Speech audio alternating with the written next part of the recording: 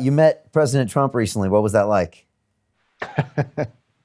So I did meet Trump back in December. It was 2 or 3 days after he had just got impeached, which feels like a lifetime ago. And, all the news the whole time is the walls are closing in. Trump is paranoid. Trump is afraid. Trump knows they're going to get him, which is what they've said every day about Trump from the beginning.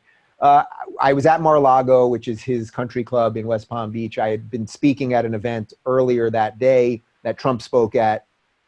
And I had met Trump Jr. there, and we've become friendly, and he's been on my show. And he said, hey, would you and David, my husband, like to join Kimberly and I for dinner at Mar-a-Lago tonight? I said, of course we would. We go to Mar-a-Lago. It's the security is crazy, that whole thing. We walk in, there's about a room of about 60 people having dinner. We get taken into the private room. There's about 20 people. We have dinner, and sitting right next to us is Trump, and he's with the First Lady, Melania, and Rudy Giuliani's there, and a few other people. And we have a lovely dinner. I really like Junior and Kimberly. They're great. We, by the way, we talked about politics the whole time, and we don't agree on everything, and that was very obvious, and it was all good. Everybody was okay at the end. And then the dinner's finishing up, and Junior says to me, hey, do you want to meet my dad? And I said, of course. And we go over. And now remember, this is 2 days after the vote on impeachment had just happened. Everybody in the media is telling me Trump's freaking out. The guy's sitting there. His shirt's wide open. He has no tie. So his shirt's like this. His hair's a little messy. He's laughing with Giuliani. He's having a ball. Junior comes up and says, hey, Dad, I want you to meet Dave Rubin. He's got a great podcast. And Trump's sitting, and he looks at me. He looks up, and he's like, yeah, I kind of recognize you. I said, oh, well, I'm on Tucker Carlson a lot. He goes, oh, that must be it. Okay. And then he turns to David, my husband. He says, well, who are you? And he goes, well, I'm his husband. And Trump goes like this. He goes, slaps his hands on the table. He goes, well, that is just great. That is just great. He goes, I want to get up and shake your hands. He stands up. He's very tall. He shakes our hands. He says, that is great that you guys are here. I'm thrilled. And then he turns to Melania. He says, honey, can you believe it? These guys are gay. They're married. Their only problem is that they're too good looking.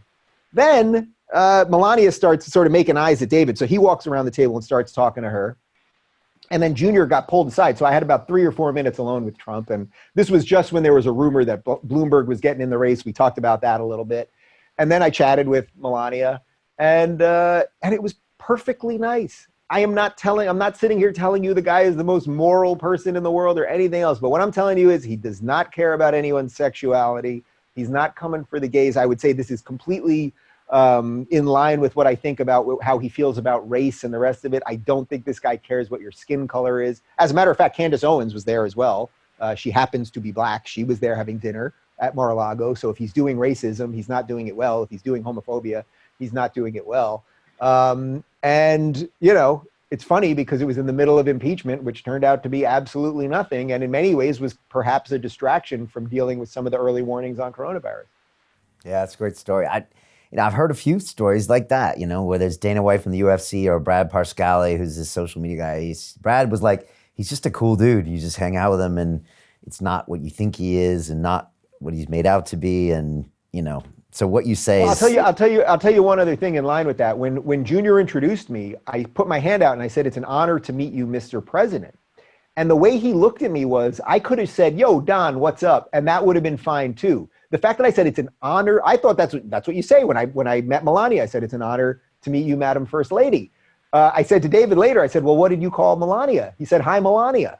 And it's like, I don't think they cared. They weren't trying to get in on this thing. I don't think that was the grand plan. So I don't think they were sitting there going, well, everybody better refer to me as Mr. President and Madam First Lady. No, it's just an interesting piece of the puzzle.